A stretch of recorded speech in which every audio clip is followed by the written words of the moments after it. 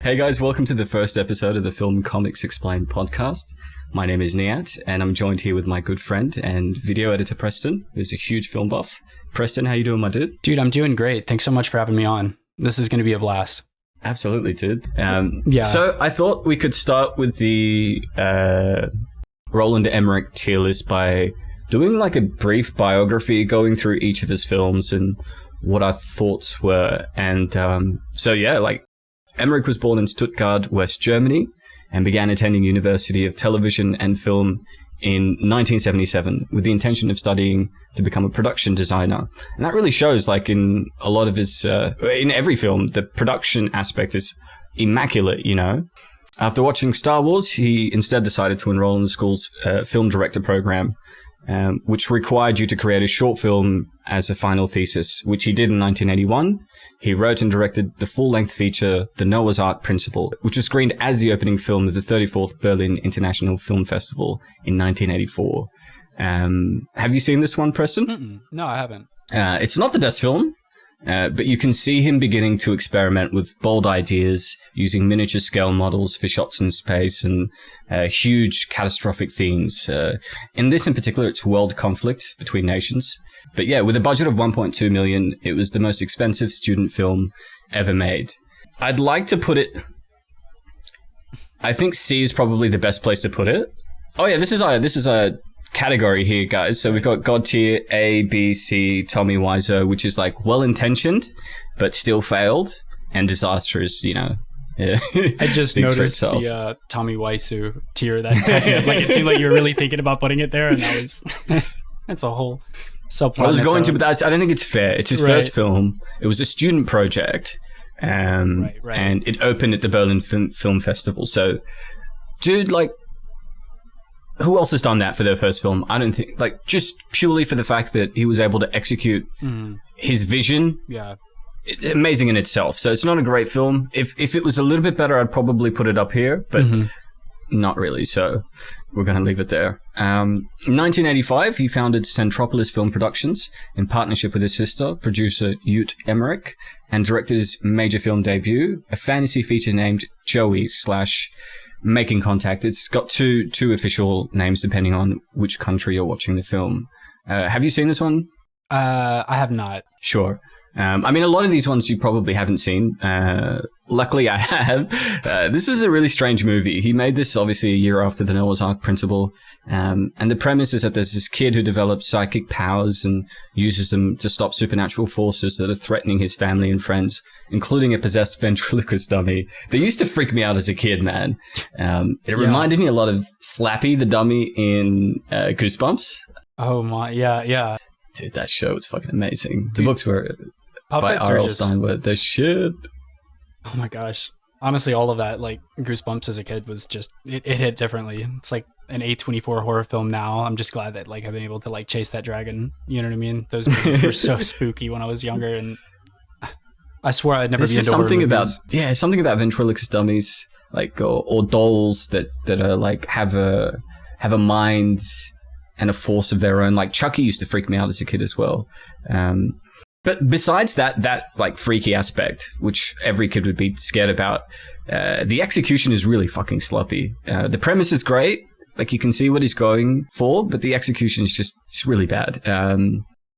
Apparently the scene where Joey's looking for his dog Charlie in the abandoned mansion is the very same Bates Mansion house that was used in the famous 1960 horror thriller Psycho, directed by Alfred Hitchcock, which I thought was a bit of interesting trivia. So I'm going to probably put this on C tier as well. Are you happy with that, my dude? Yeah, that seems fair. Okay. All right. Next up, he subsequently directed the 1987 comedy Hollywood Monster. So this is a really bad horror comedy. It's another supernatural flick about a spirit that keeps inhabiting things. But it's just schlock horror comedy from the 80s. And I'm going to put this one on Tommy Wiseau because it's well intentioned, but it's just like, it's too similar to his previous film and it's not as well executed. So it's got to be definitely a step down, I think. What do you reckon? Yeah, I think that seems fair. 100%. Awesome. So next up, we have the 1990 movie Moon 44.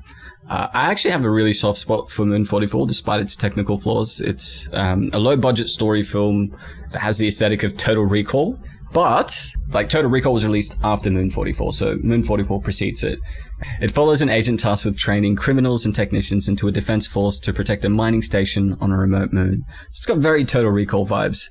And they had to scrap a lot of big shots in this film. This is probably why I'm probably going to put it in C tier. Like, you can see he was going for a huge scope, but he didn't have the budget, the kind of budget that he'd get in a couple of years' time. And so they'd have to improvise using mirrors and using production crew as extras to make it look like they had more actors than they really did. And it's another C. I mean, I'd probably put it in Tommy Wiseau if it weren't for the fact that it's set in space. I just love movies set in space, and the space aspects he executed quite well, so I'll give him that. What do you reckon, homie? Like you're saying, it seems like he had a lot going for him despite the pitfalls of it all, and space, as I mentioned earlier, soft spot for me, so I think it looks good there. See, I mean, I don't think I've ever approached a space film that I'd give a Tommy Wiseau or a disaster to. I'm probably going to eat that comment in the comment section when we publish this, though. So next up, producer Mario Cassia would invite Emmerich to come to the US to direct a futuristic film titled Isobar. Dean Devlin, who appeared in Moon 44, would join Emmerich as his writing and producing partner, and actually as a composer on many of their films. Dude, can you hear the construction crew outside? No, I can't. Dude, they're like drilling into the walls. It's nuts. This is irritating. I'm going to turn your volume up so I don't hear them. Okay. Producer Mario Cassia would invite Emmerich to come to the US to direct a futuristic action film entitled Isobar. Dean Devlin, who appeared in Moon 44 with him, soon joined Emmerich as his writing and producing partner and as a composer on many of their films. After producers rejected Devlin's rewrite of the script, Emmerich subsequently refused to direct the film at all, and Isobar was eventually scrapped.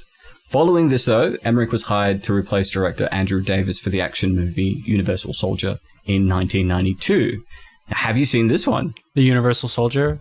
Okay, so this may be a sin because I hear this is a big movie, but I have not seen this one either.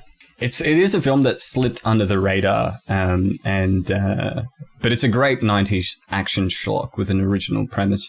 Two rival soldiers killed in Vietnam are brought back to life in a top-secret military experiment to create super soldiers, essentially. And it's Jean-Claude Van Damme and Dolph Lundgren at their best. I found a bit of interesting trivia about this. So apparently both actors attended the 1992 Cannes Film Festival to promote the film, and they were seen fighting outside the festive hall. This brawl became a talking point for the media, was reported on numerous news channels, but in the years to follow, both revealed in an interview that it was all staged to increase publicity for the film, which I thought was hilarious. That's crazy. Wait, that's like a MMA fight or like a YouTuber fight. Absolutely. Where they just like fake hype everything. I mean, it's super smart and it works every time. Like, I buy into the hype without a doubt. So like, I guess good it's a for very them, boxing promotion move, right? Right. Which is great. And I mean, they're the two leads. That's literally their characters. They hate each other, but they're really good friends in real life. I also thought it was hilarious that they're all supposed to be American, right? But the Universal Soldiers are played by a Belgian, Jean-Claude Van Damme, a Swede, Dolph Lundgren, and a German, Ralph Moeller. You can tell it was directed by like a German director. Like, it's brilliant. Also, another interesting bit of trivia. The Unisols, the Universal Soldiers, use the Australian method of fast roping, which involves running face down a surface like a fucking boss. Let's go. There you go. Next up, in 1994... we didn't even rate this. Yeah, I was going to say... We didn't even rate this, bruh! Stoked to hear. Where do you want to put this one? Universal Soldiers going B tier. Nice. It is schlock, so it's too much schlock to be A tier, but it's too good to be C tier. Yeah. It's amazing. It's amazing. So next up, Emmerich helmed the 1994 sci-fi blockbuster Stargate, which set the record for the highest grossing opening weekend for October.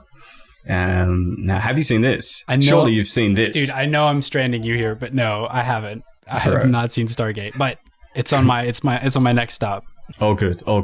The next time I see you, I will slap you like Will Smith, though. Just rest assured. This movie was fresh, innovative, mixing Egyptology with Kurt Russell and sci-fi. Genius. It started an incredible series that I loved as a kid, and while it had the consistent Gwaul threat in the background, I just loved the creativity of the new worlds and civilizations we got to see. Did you ever see the TV series at all? No. Did you know about it? I don't. You'll have to fill me in. Sure. Basic premise is wait. Okay, I've heard Egyptologist of this one, discovers like a wormhole on our planet that was sort of built thousands of years ago by our ancestors, and then they discover that there's actually lots of wormholes, lots of civilizations that have their own cultures, and there's like an alien threat sort of inspired by Egyptian mythology that's trying to take over the galaxy, you know? Actually, as you describe it, I'm realizing now I lied. I have heard of this. When I was a kid, my friend's parents used to watch this, and I would like walk through and I would see this on there, and they're going through these big old gates, and I was like, dude, this is intense. But dude, the show is amazing. I mean, the movie is probably the best thing about it, right. And it spawned a series with characters that were sort of recast. Like Kurt Russell was recast by the guy who plays MacGyver. I forget his name right now. Richard Dean Stanton, I think, or something like that. And Daniel was originally James Spader in the film, but also replaced by another guy. But what I thought was interesting is, as Dr. Jackson is being heckled by the audience during his speech, he's basically the main character is trying to come up with a hypothesis. And the hypothesis was that the pyramids weren't built by Egyptians, but like by another race of aliens, and that there's other wormholes. And everybody sort of laughs him off. And one of the people in the audience mockingly suggests that perhaps men from Atlantis were responsible for creating the pyramids. And that actually is interesting because after the TV show Stargate was released, they created a TV series called Stargate Atlantis, which later established that, yes, ancients who were behind the Atlantis mythology, while not necessarily the builders of the pyramids, they were creators of the freaking Stargates. So I thought that was hilarious. So, look, dude, I know you haven't seen this film, but I'm going to actually have to put this in God tier. Where are you? Stargate. Dude, this absolutely God tier, just simply because it's just, as I said, fresh, innovative, bold, original, big, but not too big. It doesn't focus too much on the action. It's more of a character study. Like Kurt Russell's character, the movie starts with him trying to kill himself. He's a soldier whose son gets hold of his firearm and kills himself. Prior to the film starting, and so that's what he's contemplating with. And the mission that he sent on is basically a suicide mission. The other people don't know that, but he's basically, Kurt Russell is sent over through the wormhole to destroy the wormhole, to prevent the alien threat from ever bothering us. And he overcomes that by, you know, meeting the other civilization that's on the other side, who are also under attack, like our ancestors were. And it's, you know, like it's a nice. It's a beautiful story, man. You have to check it out. Yeah, absolutely. But I am definitely going to put it in God tier. And like, it just seems like a series that the people that are into it have so much positive to say about it. Like my buddy's parents, who were like diehards about it, they probably still watch it to this day. So that seems like a fair placement. Absolutely. So around this time, Emmerich and Devlin got involved with Bethesda Softworks to develop the video game The 10th Planet, which was scheduled to be released in October of 1997, but was cancelled. Emmerich, of course, then directed Independence Day, an alien invasion feature released in 1996, which was pretty much the biggest film ever released for that year. When was Titanic? I think Titanic was 90... If Titanic was released in the same year, then it didn't beat that, but it's definitely like one of the highest grossing films of all time. Now, you've seen this, though, haven't you? Yeah, come on. This one, dude, come on. What a classic. Let's go. Absolutely. Let's go. Will Smith, Jeff Goldblum, aliens that get their ass whooped by computer virus. It's 90s blockbuster action at its best and most silly. The nostalgia is strong. What do you think, my friend? Yeah, dude. First time I caught this movie, I think I caught it like on daytime television with all like the little commercial breaks in between. And like, dude, when I'm telling you, like, I did not move until the show came back on. Like, and then the thing that's like burned into my mind from this movie, though, is the special effects just blew my mind. Like the miniature destruction and all the work that went into VFX, bro. Dude, it just like, whenever someone says the words Independence Day, I just think of that scene. I rented it out multiple times, went to the cinema, watched it twice, continued to watch it as a kid. It was just, It was so much fun. I mean, it is a really silly film in hindsight when you look back at it, but it's just brilliant. A lot of the scenes were also improvised. Devlin said that while they had the core structure of the narrative down, a lot of the scenes with Jeff Goldblum and Judd Hirsch and Will Smith were pretty much improvised. Like, Welcome to Earth, that punch, that slap that Will Smith gives to the alien. Mm-hmm. The punch was scripted, but the line was improvised. What else do we know about this? Yeah, so the film holds the record for the most miniature model work to appear in one film. Model shop supervisor Michael Joyce estimated that more miniatures were used for this film than in any other two films combined. Here's the thing, that record's going to stay because of advances in CGI work that make miniature work not necessarily obsolete, because I think miniature work still stands out. Practical effects over CGI any day, but it's just much cheaper. Right. You know, so nobody's going to be making miniatures like that ever again. So yeah, it did become the first film to gross 100 million in less than a weekend and went on to become one of the most successful films of all time. After this, we got to rank this baby. Yeah. So Independence Day, where are we at? I'm going to put this A tier, my dude. What do you think? I think that's probably fair. Because like it seems like your description of Stargate is like very, very passionate, and this one obviously very passionate as well. But like it seems like you'll stand behind the story for Stargate. And this one, I mean, obviously the story's great, but I think this is a fair placement. Thank you. Delegation approves. The delegation approves. So, his next film, Godzilla, opened in Zilla. I'm not going to call it Godzilla. It's Zilla. Opened in 1998. This, like, you know where I'm going to put this. Oh, yeah. I love this movie as a child because you don't know any better at that age. Yeah. But as I've grown up, gone to film school, my teacher, Helmut Bakaitis, who played the architect in The Matrix Reloaded, was a big fan of Ishiro Honda in Japanese cinema. Mm-hmm. And so we watched his many of Ishiro Honda's films. And then I was encouraged to watch pretty much his entire filmography and the extensive anthology of monster films released by Toho since. And it was clear after I'd gotten that education that this was a disaster film. So apparently, Toho Studios gave Emmerich and Devlin a 75-page dossier of what they can and cannot do with Godzilla's character. This included the following rules. Godzilla cannot eat people, only fish. He has to have 3 rows of dorsal plates. No more or less than 3 toes on his feet and 4 fingers on his hands. He cannot be made to look silly, and he cannot die in the movie. Almost all of these points were fucking disregarded. And according to Patrick Totopoulos, who's a production designer and props maker who we've discussed multiple times, he went on to, he's worked on films like The Cave, he does a lot of creature stuff. He did Independence Day, I know. And he also directed Underworld, Rise of the Lycans, which I thought was really cool. But he mentioned that the only specific instructions Roland Emmerich gave him was that Godzilla should be able to run incredibly fast and that it shouldn't resemble a dinosaur. Why? It's like, has he seen any Godzilla movie? Like, it's like, yeah, dude, only thing you got to worry about is like, make this guy fast. Nothing says Godzilla like speed. Oh my gosh. And like setting the tone is the fact that Zilla features more Simpsons voice characters than any other project besides The Simpsons. It's got Hank Azaria, Harry Shearer, and Nancy Cartwright. Like, having those they're hilarious. They're all fucking talented as hell. But having them in this film just goes to show that they weren't taking this very seriously. They were treating it like a comedy. Mm-hmm. An extensive advertising and marketing campaign generated significant hype during the months leading up to the film's release. And the film was ultimately a box office success, but was met with negative reviews from critics and fans. It makes no attempts to adapt the source material, and Toho was so furious about what had happened to their character that they renamed this kaiju Zilla, a name that fans have embraced.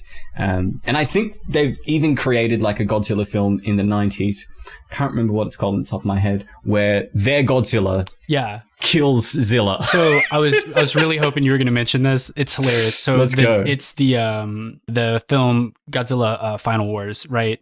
And like you mentioned, they like basically took back the property in a way with it being Zilla, and they put him in the movie. And I don't know if you've seen it, and this might be something it would be great to look up at some point, but it's Final Wars, so it's like a bunch of different kaiju from all over, the whole filmography, right? And Godzilla's just like whooping their asses one after another, right? And this is like one of the quickest thrashings possible. Like, he comes out and he just bodies him. Bro, that's what happens when you finna been disrespecting, bro. Oh my gosh. Oh damn, we didn't give this a rating. Yeah, like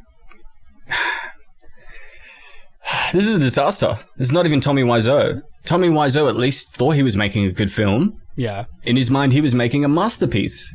Maybe there was going to be a vampire in it, but this film is just ridiculous. It's a disaster. Do you agree? I do. Let's go. They didn't really respect the, lineage that this film series has. They like pretty much went in the opposite direction of what the original filmmakers had intended at every step. And it sort of shows.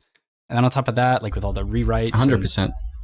It's just, I think the first Godzilla film that I ever watched was probably like something from the Showa era, so like real old. And so like I loved these, and then seeing an American version of it like was awesome. And then like as soon as I got older and tried to go back to it, man, I was like, oh, I wish I never had, because my memory of it was so great. But it's hot trash. Absolutely. So we've placed it in the disaster, and I feel really good about doing that, actually. It's been very cathartic. So, taking a short break from science fiction, Emmerich next directed the American Revolutionary War epic, The Patriot. You've seen this one, Yeah, right? I've seen this one. Yeah. What can we say? Mel Gibson, Jason Isaacs, and Heath Ledger turn in terrific performances in a revenge story for the ages. It's a great story that's well shot and executed to perfection. Your thoughts, my dude? Yeah, I was probably like too young to see this one when I did see it. And I remember it being like sort of violent, but I really enjoyed it.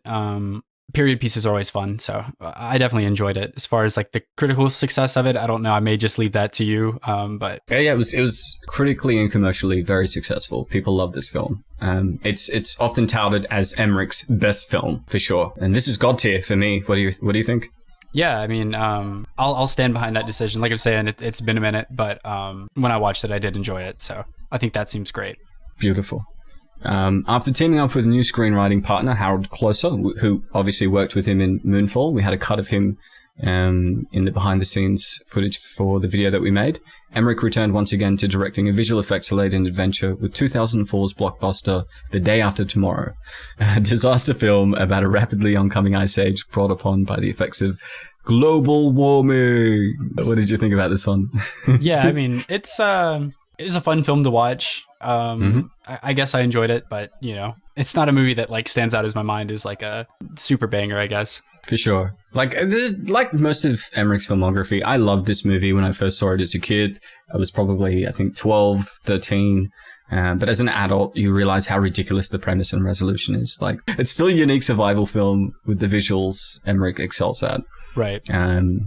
So this is the bit of trivia that I had earlier. 20th Century Fox also invited a group of scientists to preview the movie to test their reactions to the science used in it. And none of the scientists were impressed with what they saw. Yeah. But they all conceded that the movie was really enjoyable. So right. Where is it? With that, I'm going to put this in B.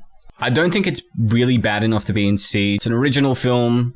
It is really stupid. Like, I'm sort of wondering whether I should probably put this in C. What do you think? I'm going to leave it up to you. B or C, dude? Like you're saying, even the dudes that were like brought on for the scientific aspect of it said it was an enjoyable film. Like, I guess it could be in B. I don't have any real reason to say that. Like, I don't think it's as good. Is it as good as Universal Soldier? I don't think it can be. I don't know. No. God damn it! All right, we're going to put you in C, and we're going to reconvene at the end. Okay. And discuss whether we want to change anything. Soon afterward, he founded Real Machine, another production company based in Germany, and would release 10,000 BC in 2008, a film about a prehistoric tribe of mammoth hunters. Have you seen this? I have not. Yeah, you don't need to. It's really boring. Wait, the poster looks awesome. Wait, what? The premise is great, but like I went to see this with some friends in high school and fell asleep halfway through. I don't even know how it ends. No. And I'm not interested in seeing it, so this is... Well, I was initially going to put it in Tommy Wiseau, and I think I still am, because this is not on the same level as Godzilla. Godzilla was just disrespectful. Disrespectful is a great way to put it. For sure. So, interestingly, he was slated to direct a remake of the 1966 science fiction film Fantastic Voyage, one of my favorite pictures from the 60s, but the project slipped back into development hell. Have you seen the Fantastic Voyage? I have not. Dude, 60s sci-fi at its best. The premise is like there's a guy who's sick, and so these group of doctors jump into a capsule that's shrunk, and then they're put into his blood, and they've got to travel through his body to fix whatever's wrong with him. It's insane. And obviously they've got to contend with the villain is his body, right? Like the blood cells, the veins as they're traveling through, everything's trying to kill them. Dude, it's That's insane. Nuts. I would have loved to have seen an Emmerich version of that. Yeah. So that's really unfortunate that film fell through. In 2009, Emmerich directed 2012, an apocalyptic disaster film based on the ancient Mayan prophecy that the world would come to an end in 2012. The film went on to be his second highest grossing film to date after Independence Day. What did you think about this one? 2012?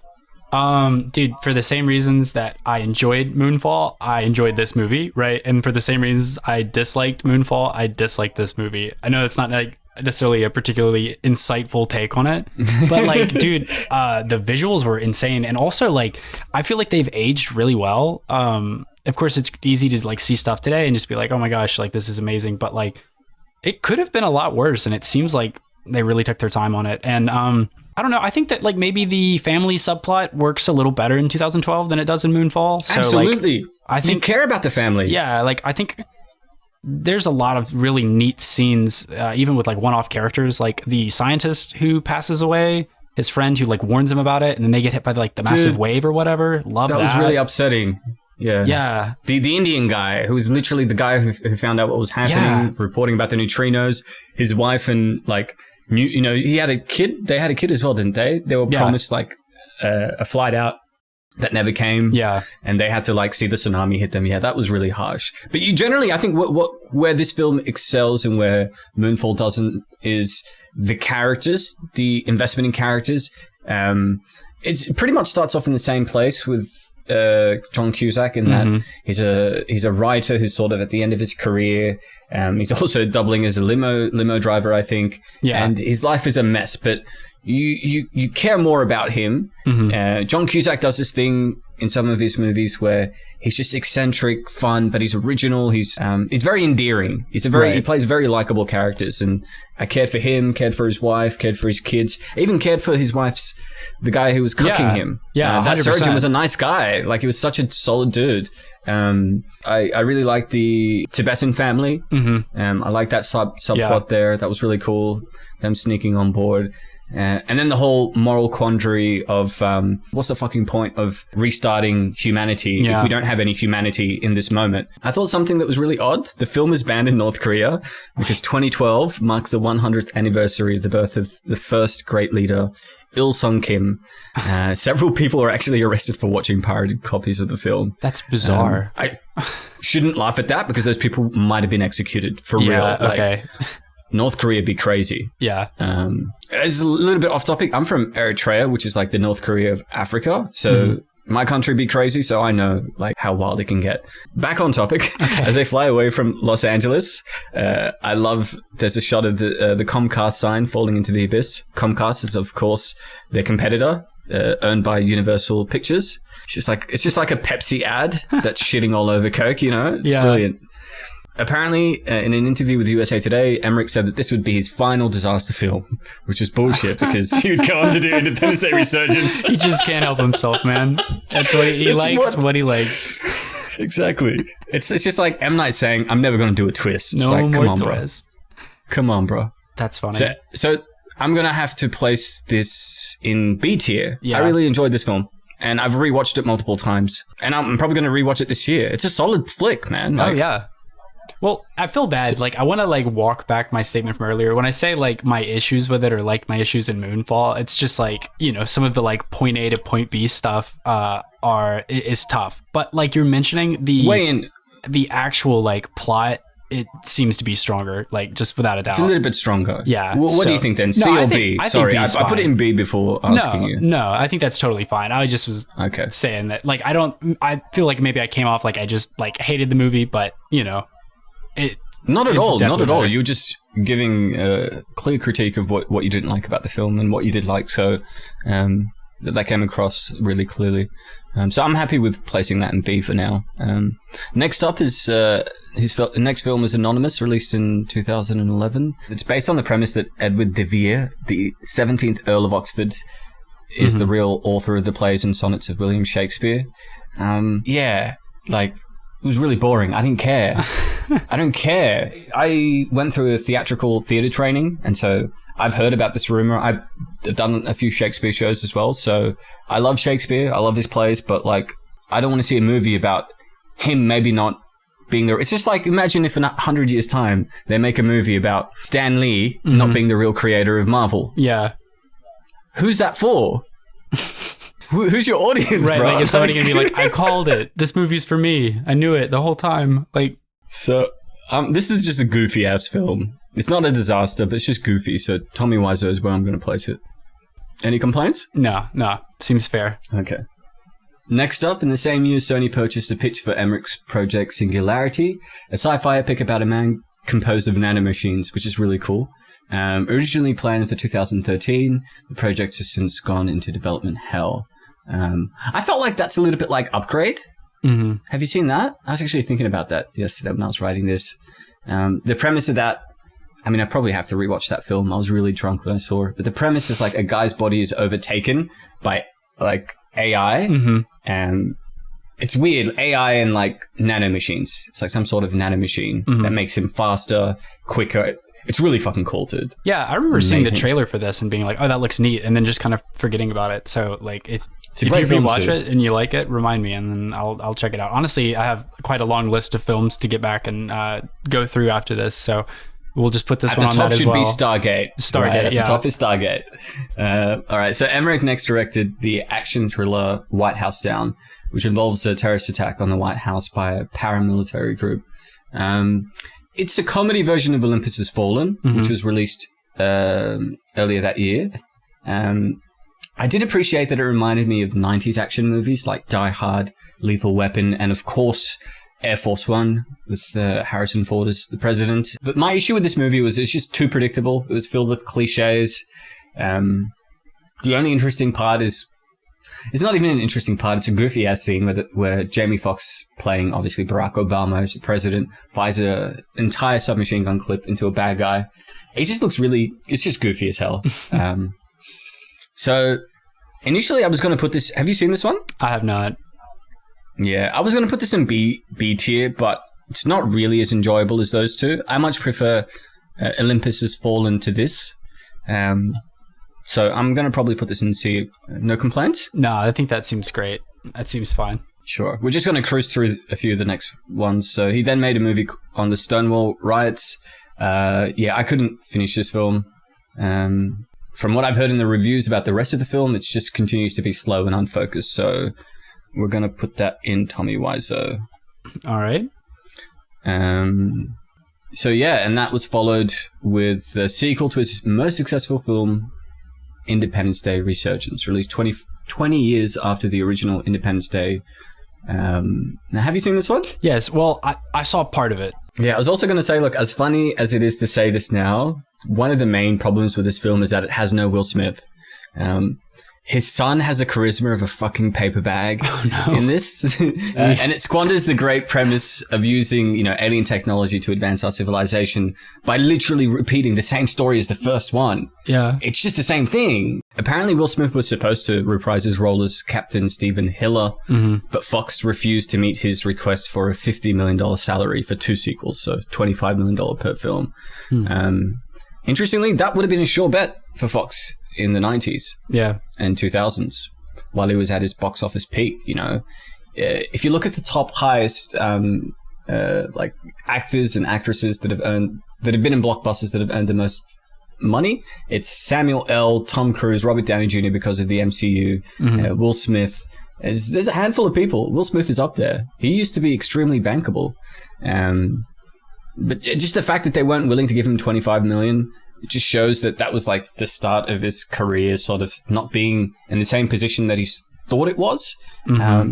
And what's upsetting was just like, considering this movie launched his film career, sure, he was really popular with Fresh Prince, but Independence Day was what made him an action star. I would have, if I was him, I would have just taken less money as a thanks and gotten on with the production as a sign of respect for everybody else that's coming back. Yeah. But then again, I don't have a property so large that it has its own postcode, so, you know. Yeah, I mean, like, everybody's back. Like, Jeff Goldblum is back. Judd Hirsch, his father's back. Bill Pullman is back as the president. Brent Spiner, aka Data from Star Trek, is back as a freaky scientist. Vivica A. Fox, his stripper wife, is in a more reputable job in this film, let's say. She's back. John Story to Robert Loggia as General Grey. They all came back. So if the issue is the amount of money, surely it's just like, you've got enough money. You got hundreds of millions of dollars. Right. Like, I hate when people don't commit to a project because of... but that's another issue. I mean, I guess we should probably move on. Well, I think that's fair. It's That's super a fair tough, issue? man. I mean, like you're mentioning, with everyone else coming back, it's kind of something I hadn't even fully appreciated until just now. That's tough. That's tough because, I mean, I'm just saying, like, if Will Smith had been in the movie, I probably, like, would have not bailed on it, like, I don't know, 45 minutes in. And it would have been cool. Would it have been... Sorry, I didn't mean to interrupt. Oh, no, go ahead. I was just saying it would have been neat if he had been in the film. Sorry. I was going to say, not only would it have been neat, it would have also reignited his career. Yeah. Do you know, if it was done well, you know, I mean, obviously the script was pretty shit. Susan Sarandon didn't want to jump in. So, yeah. But like, yeah. Anyway, so I'm going to probably place... Initially, I was thinking C, but this movie is really goofy. What do you think? It's either C or Tommy Wiseau. Yeah, maybe C. I don't know. You could definitely put it in Tommy Wiseau, but, you know, it seems like a lot of people came back and gave it a good faith effort, even if it was kind of tough. So, like, maybe not Tommy Wiseau, but that being said, I didn't finish it, so... Okay, cool. I did enjoy seeing Jeff Goldblum. The visual effects were great, but it's just disappointing to see that it was just a rehash of an A-tier movie, you know? Yeah. So... In November 2019, Emmerich directed the film Midway, based on the Battle of Midway during the Pacific Theater of World War II. Yeah, freaking return to form for me with a great war epic based on a true story. I thought it was great. Have you seen this one? I actually have not seen this one, so I'll have to let you do the tier placement for this one. B tier for me, definitely B tier. Finally, we're on to Moonfall, released in 2020 by Lionsgate. Right. All right, so Moonfall, my dude, what were your thoughts? Dude, okay. I'm 2012, what a great movie. Well, okay, I say this because I love watching big CGI, like blockbuster, just sitting there, every frame of it. You know how long it took, like how much work was poured into it. So for me, Moonfall was a super fun experience because I love space, I love destruction, and like it was high concept sci-fi, and I felt like the shot of I don't know if that was New York, but the cityscape just like exploding and all the like particles coming down from the moon as it came around, like to me, like the VFX in it felt so fun. Now, and I'm sure you have something to say about this too, the writing in this movie is pretty tough. Like it's just kind of both the plot and then the actual like dialogue. There's a lot that is going wrong, but I'll say that the parts I enjoyed, I thoroughly enjoyed. And at some point I'll definitely watch it again just because it is so neat to see that AI nanotech monster in space breaking through those dudes' helmets. Like there's so many neat scenes that I don't want to just trash the project as a whole, but like an hour into it, I was watching it with a friend of mine and we were like, bro, come on. Like y'all got to meet us halfway. Like we're giving you that the moon is a mega structure, right? I'm with you. I'll meet you right there. But like you got to like, why are they flying the spaceship? They're doing math. They got like pirate utensils to be able to fly through space, and just like there's so many little things that it's like, come on, man. Like you got to put forth just a little bit more effort to make it feel sort of believable, but. Science goes out the window, man. There's no science. Like, there's no logic to... Like, as you said, like, we'll accept the moon being a megastructure, right, but you've got to abide with the laws of thermodynamics. Do you know what I mean? Like, you can't just make shit up. I love how in the behind the scenes, Roland's like, you know, the film is so fantastical and we wanted to bridge that gap with science. It's like, bro, if the moon housed a white dwarf, aka a fucking star, Earth would be revolving around the moon. Right. And like, there would be no phones working. It would just be like, they didn't hire an astrophysicist. They didn't hire a scientist. They didn't want to. I actually have a bit of trivia when we go through the film tier list for 2012. Yeah. I guess we'll say it now. He basically consulted scientists for the script, and when they told him that an ice age can't happen and disappear within like a couple of weeks, he's just like, okay, fuck science. Like, there's more to it on that, but yeah, man, I love this film. It reminds me of being a kid at the movies, not having to process the logic aspect of the script and just accept the visual delight. Like, visually it was beautiful, and that's where he sort of excels at. He's like Michael Bay. He's not the best at creating a story, like writing story, writing characters. He doesn't really understand plot progression too well, right? And that's where their sort of films fall apart. But in the visual department, they always succeed. 100%. Yeah, I loved Moonfall, dude. Like, how good was the scene with the Lexus product placement? Oh my gosh. The family are getting chased by like assholes, and I actually said they that get to away. My buddy. They get away in one amazing scene where they fucking use warp speed. Like, that was just brilliantly corny. There's no way Roland doesn't know how funny that moment is, right? Right. I'm super. And in that same scene. Oh, sorry. Go ahead. Yeah. Go on. No, I was just gonna say, like, you were talking about like the science of it all earlier. Like, I can't wait for like Neil deGrasse Tyson's like hour-long rant about this. Like, it's like there's so many movies where I'm just like, bro, like, can you just let us enjoy stuff? But like this one, I'm gonna really like, I'm gonna enjoy that. It's gonna be fun. Like, he ripped into Interstellar, right? Funnily enough, that movie had a lot of thought put into it in the science department. Christopher Nolan hired Rip Thorne, who's an astrophysicist and specialist, and he's like the guy to go to when you're discussing wormholes. So a lot of the slack that deGrasse was given towards that movie, I don't know, I felt like it was unwarranted. I felt like it was almost a rip at his peer. It almost felt like a Will Smith slap at Rip. That's what it felt like. In that same scene where they're sort of getting away from the criminals, there's this brilliant moment where they see the crest of the moon about to collide with the Earth, and Michelle's response is, gravity is going to go crazy. It's like, gravity is the least of your problems, man. Like, the moon is colliding with the Earth. Like, what the fuck? That whole like portion of the film where they're like, we're gonna launch, oh, we can't launch, wait, no, there's a gravity wave, like, we're fine, let's just like, that part is just killing. Now again, I'm just like, whatever, dude, because now we got this crazy scene where there's like waves coming up and it's overtaking the building and it's shooting out and the fire and everything's reflecting in the, you know, the cockpit of the thing. But then I was like, immediately after, I was like, wait, how did this work? What's this story here? You know what I mean? What was odd was I didn't care about the Harper family. I didn't care about the Fowler family. For the Harpers, they didn't take any time to set up their family dynamic before the film. All we get is the inciting incident in space, the catastrophe, Harper's hearing, a cut to his son and wife, seeing him on the news, and a 20-second scene before cutting 10 years ahead to where Sonny is a spoiled brat. He's got his stepdad buys him a new car, and so he just fucking goes on a long police chase, like.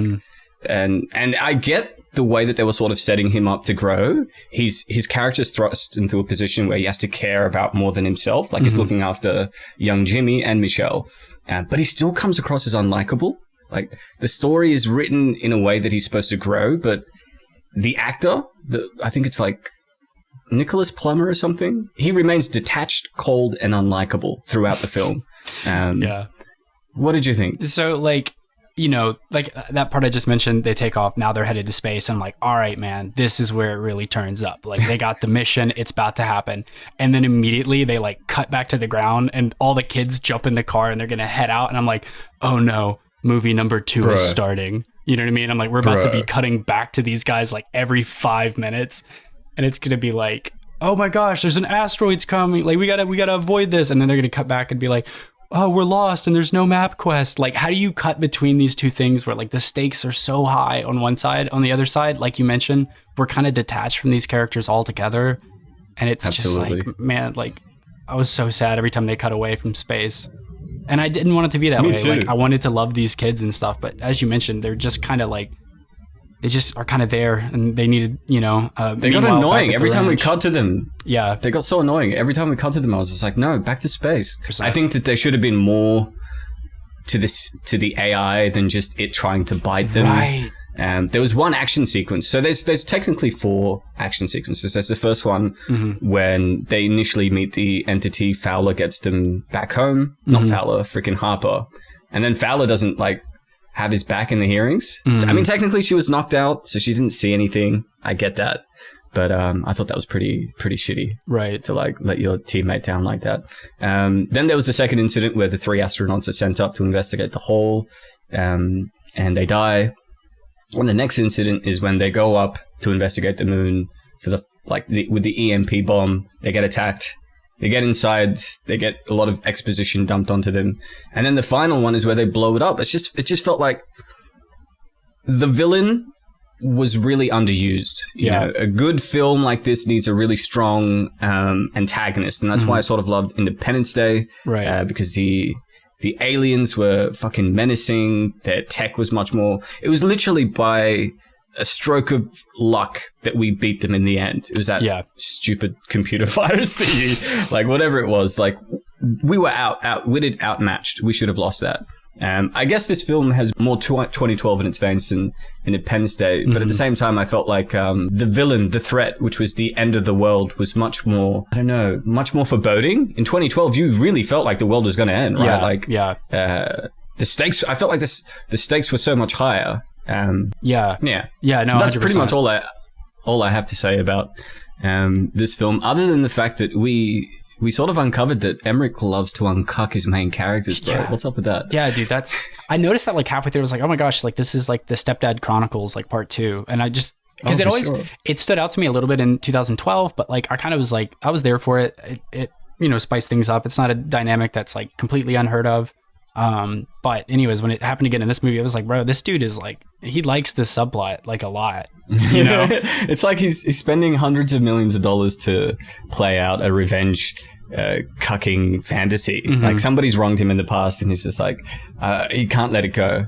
Right. And he's dedicating his life's work to you know, I bet there's 2 people that know, his ex and the person that they are with now. They're the 2 people that these films are dedicated to, not the fans, you know, not making money, but like to those 2 people. I think it's fucking great. I feel as though we've had a lot to say about Moonfall. What do you reckon for the tier categorization and placement? So like, if we do B, we're putting it on the same tier as like 2012, but if we put it on C, we're putting it with the sequel of... Correct. It's kind of hard. Sure. I think it's better than Independence Day Resurgence. Yeah, for sure.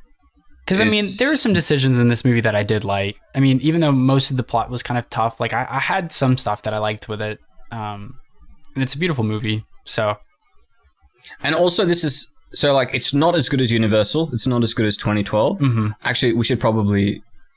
I'm more comfortable with that. That's the order within B, I think. Okay. So it's at the end of B, and technically it'd be at the start of C, which is fair. Yeah. So that's pretty much our... wow, that was pretty epic.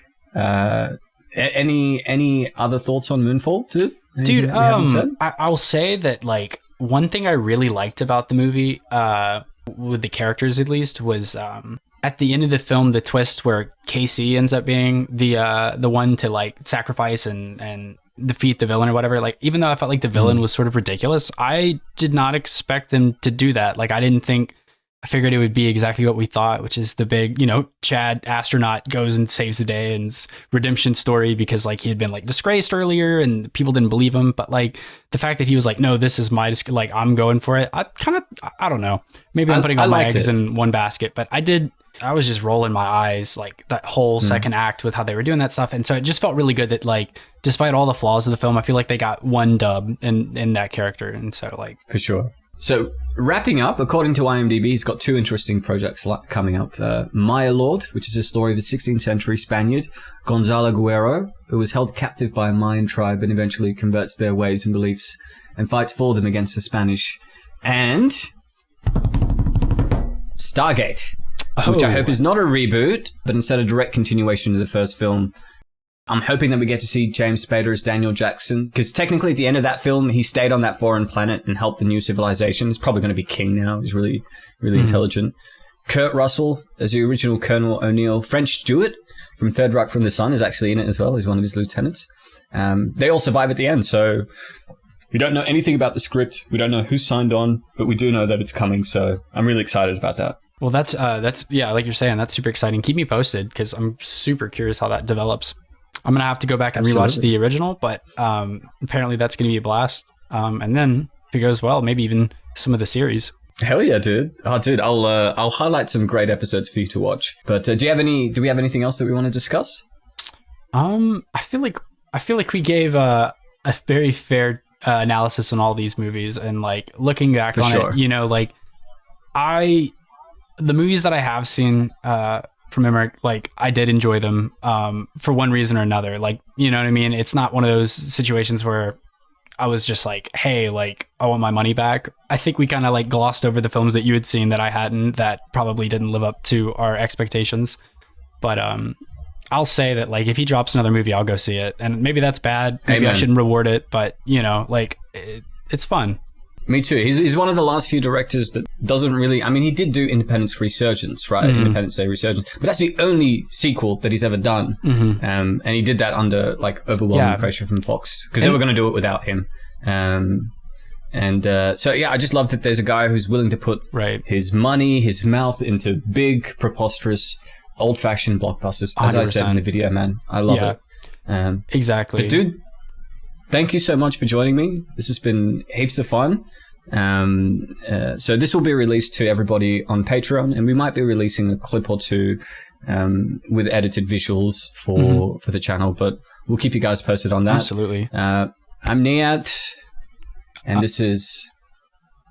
And I'm Preston. We did not rehearse this, guys, by the way. Do not blame him. I was like waiting to jump in, and then I was like, oh shit, wait, no, I don't want to interrupt. We didn't think about an outro, so I'll say, hey guys, so I'm Niyat, and then you say you're Preston, and then I'll close it out. All right, guys, so I'm Niyat. I'm Preston. And this has been the Film Comics Explained podcast, episode 101, We'll Slap the Moon. Thank you for tuning in. Peace.